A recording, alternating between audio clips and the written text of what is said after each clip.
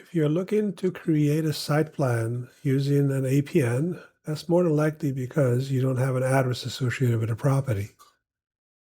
Many use this feature for the development of land. So you create a project. Instead of typing the address here, you go to the APN, you type in the APN number. This is a number that's given to you. You will have to select the state. You will have to select the county. That's the only way we can locate the property. Search by APN. It will go ahead and look for the property within the county records and the state and bring the information back to present. They found one unit address.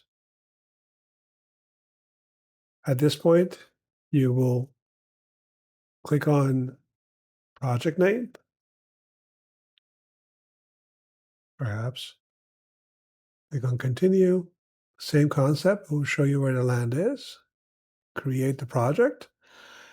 Depending how much data is available for this property, it will take a little bit of time to create the site plan. So this is how you create site plan by simply having an APN number.